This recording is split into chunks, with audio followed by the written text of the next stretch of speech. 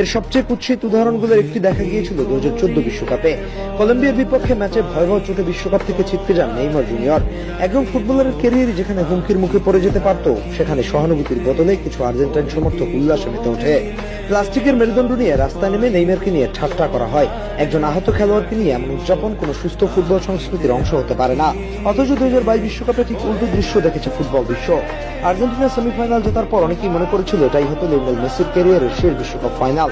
তখন অসংখ্য ব্রাজিলিয়ান সমর্থক প্রকাশ্যে মেসির জন্য সমর্থন জানিয়েছিল। স্টেডিয়ামে আর্জেন্টিনার জার্সি না পরেও তারা মেসির নাম ধরে চিৎকার করেছে। রাইভাল হলেও ইতিহাসের অন্যতম সেরা একজন ফুটবলারের হাতে বিশ্বকাপ দেখতে চেয়েছে। এটাই পার্থক্য। এক পক্ষ আহত প্রতিপক্ষকে নিয়ে হাসাহাসি করে, অন্য পক্ষ প্রতিদ্বন্দ্বী কিংবদন্তির স্বপ্ন পূরণ দেখতে চায়। এক পক্ষের কাছে ফুটবল অনেক সময় আমরা বনাম তারা, আরেক পক্ষের কাছে ফুটবল সবার।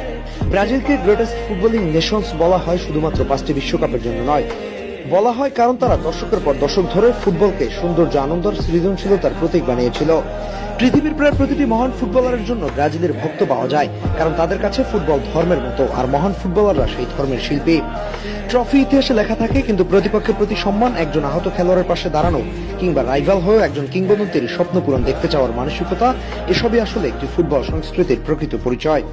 সেই কারণেই ব্রাজিল শুধু সবচেয়ে সফল ফুটবলার জাতিগুলোর একটি নয়, অনেকের চোখে সবচেয়ে সুন্দর ফুটবল সংস্কৃতিরও নাম।